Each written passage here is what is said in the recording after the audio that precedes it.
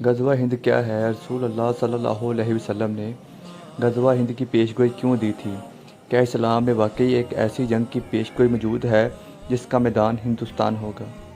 کیا یہ وہی خواب ہے جس نے محمد بن قاسم سے لے کر محمود غزنوی تک کئی عظیم مسلمان حملہ آوروں کو ہند کی سرزمین پر چڑھائی کے لیے ابھارا؟ کیا مسلمانوں کے لیے ہند پر حملہ کرنا کوئی مذہبی فریضہ ہے؟ کیا ہندوستان کو فتح کرنا ضروری ہے؟ کیا غزوہ ہند کی پیشگوئی آج کے دور میں پوری ہو سکتی ہے؟ کیا غزوہ ہند پاکستان اور انڈیا کے درمیان لڑی جائے گی؟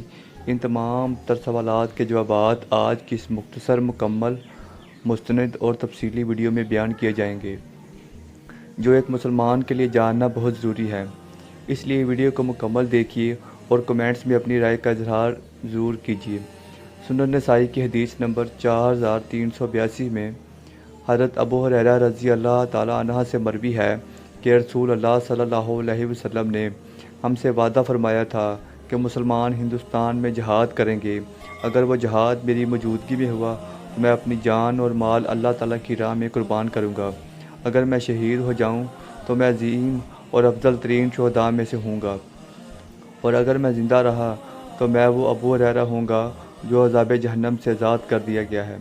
اس طرح ایک اور حدیث میں حضرت ابو ہریرہ رضی اللہ تعالیٰ عنہ سے روایت ہے، آپ فرماتے ہیں کہ رسول اللہ صلی اللہ علیہ وسلم نے ہندوستان کا ذکر کرتے ہوئے فرمایا، یقیناً تمہارا ایک لشکر ہندوستان سے جنگ کرے گا اور اللہ تعالیٰ ان مجاہدین کو فتح دے گا، حتیٰ کہ وہ حکمرانوں کو زنجیروں میں جکڑ کر لائیں گے۔ اللہ ان کی مغفرت فرمائے گا۔ پھر جب وہ واپس لوٹیں گے تو ابن مریم یعنی عیسیٰ علیہ السلام کو شام میں پائیں گے۔ اس طرح سنن نسائی کی حدیث نمبر 4384 میں رسول کائنات امام الانبیاء جناب سیدنا محمد رسول اللہ صلی اللہ علیہ وسلم کے غلام حضرت ثوبان رضی اللہ تعالیٰ عنہ سے روایت ہے کہ نبی کریم صلی اللہ علیہ وسلم نے فرمایا، میری امت کے دو گروہوں کو اللہ تعالیٰ دوزخ کے عذاب سے بچائے گا۔ ان میں سے ایک ہندوستان میں جہاد کرے گا اور دوسرا حضرت عیسیٰ ابن مریم علیہ السلام کے ساتھ ہوگا۔ اسی طرح سنن نسائی کے صفحہ نمبر 438 پر حدیث نمبر 375 میں غزوہ ہند میں شہید ہونے والے شہیدوں کو افضل الشہداء اور بچ جانے والوں کو جہنم کی آگ سے آزاد قرار دیا گیا ہے۔ یہ بات ذہن میں رکھیں کہ یہ حدیث اس زمانے میں رسول اللہ صلی اللہ علیہ وسلم کی زبان مبارک سے نکلی جب غزوات جاری تھے، جنگیں بھی ہوتی تھیں، کثرت سے شہادتیں بھی سامنے ہوتی تھیں، مگر نبی کریم صلی اللہ علیہ وسلم نے ان جلیل القدر صحابہ کرام رضوان اللہ تعالیٰ علیہ اجمعین کو افضل الشہداء قرار نہیں دیا، بلکہ فرمایا کہ قرب قیامت کے دور میں ہونے والے غزوہ ہند میں جو لوگ شہید ہوں گے وہ افضل شہداء ہوں گے۔ صرف اسی بات سے آپ غزوہ ہند کی اہمیت کا اندازہ لگا سکتے ہیں کہ اس میں شریک ہونے والے مومنین کے درجات کا اندازہ لگا لیں۔ لہٰذا جس مسلمان کی زندگی میں یہ غزوہ لڑا جائے اسے اس میں ضرور شرکت کرنی چاہیے۔ ایک سوال جو غزوہ ہند کے بارے میں پوچھا جاتا ہے وہ یہ ہے کہ غزوہ اس جنگ کو کہا جاتا ہے جس میں خود نبی کریم صلی اللہ علیہ وسلم بنفس شریک ہوں۔ تو اب تو نبی کریم صلی اللہ علیہ وسلم وصال فرما چکے ہیں، تو اس جنگ کو یعنی غزوہ ہند کو غزوہ کیوں کہا گیا؟ اس کا ایک جواب تو یہ ہے کہ نبی کریم صلی اللہ علیہ وسلم غزوہ موتا میں بھی شریک نہیں تھے، مگر اس جنگ کو بھی غزوہ کہا گیا۔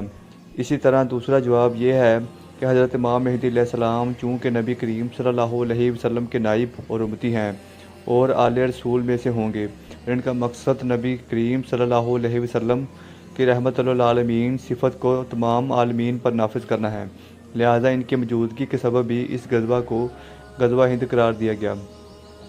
اسی طرح تیسرا اس سوال کا جواب یہ بھی ہو سکتا ہے کہ نبی کریم صلی اللہ علیہ وسلم نے چونکہ اس غزوے کی تمام معلومات فراہم کی اور وعدہ لیا کہ جو زندہ رہے وہ اس غزوہ میں ضرور شریک ہو، تو نبی کریم صلی اللہ علیہ وسلم کی اس بیعت کی وجہ سے اس غزوے کو غزوہ کہا جاتا ہے اور رسول اللہ صلی اللہ علیہ وسلم کو اس غزوے کا سربراہ مانا جاتا ہے اور یہ جنگ غزوہ قرار پاتی ہے۔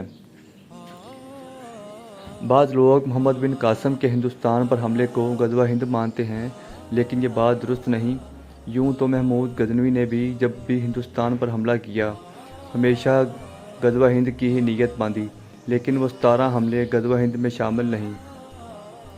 در حقیقت غزوہ ہند وہ ہوگا جس کے اختتام پر تمام ہندوستان پر مکمل قبضہ ہو جائے گا، اور یہ غزوہ اتنا بڑھے گا کہ حضرت عیسیٰ ابن مریم علیہ السلام بھی شام میں ظاہر ہو جائیں گے، اور پھر مستقل فتوحات کا ایک ایسا سلسلہ چل نکلے گا کہ تمام دنیا اسلام کے زیر تسلط آ جائے گی۔ مگر اکثر علماء کا ماننا ہے کہ اس غزوہ ہند کی پیش گوئی محمد بن قاسم سے لے کر محمود غزنوی، شہاب الدین غوری، احمد شاہ ابدالی اور کشمیر پر پاکستان اور بھارت کی موجودہ جنگ، یہ تمام جنگیں غزوہ ہند میں ہی شامل ہیں۔ بعض کا کہنا ہے کہ دور نبوت صلی اللہ علیہ وسلم سے لے کر تا قیامت برصغیر یعنی ہندوستان میں پیش آنے والے مسلمانوں اور غیر مسلمانوں کے درمیان تمام معرکے اور پیش آنے والی تمام لڑائیاں غزوہ ہند میں قرار دینا درست ہے۔ کچھ علماء کرام کے نزدیک غزوہ ہند امام مہدی علیہ السلام کی آمد سے پہلے ہوگا۔ ان کے مطابق یہ جنگ مسلمانوں کی فتوحات کا ابتدائی مرحلہ ہوگی، جس سے مسلمانوں کی عالمی سطح پر طاقت مضبوط ہوگی۔ دوسری رائے یہ ہے کہ یہ جنگ امام مہدی علیہ السلام کے دور میں یا ان کے بعد ہوگی، اور اس کا تعلق دجال کے خلاف جنگی تیاریوں یا سیدنا عیسیٰ ابن مریم علیہ السلام کے نزول کے وقت کی فتوحات سے حاصل ہو سکتا ہے۔ اس بارے میں کوئی قطعی اور متفق علیہ وقت احادیث میں واضح نہیں، اور تمام تفصیلات قیاس یا اجتہاد پر مبنی ہیں، اس لیے اسے یقینی اور حرف آخر نہیں سمجھا جاتا، بلکہ ایمان، تقویٰ اور اصلاح نفس پر زور دیا جاتا ہے۔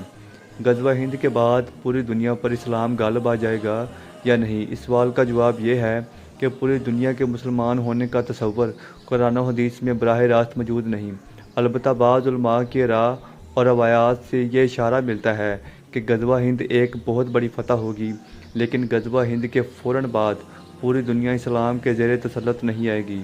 احادیث میں آیا کہ اس میں شامل مسلمان مجاہدین کو اللہ رب العزت عزت اور جنت عطا فرمائے گا، اور وہ فاتح بن کر لوٹیں گے۔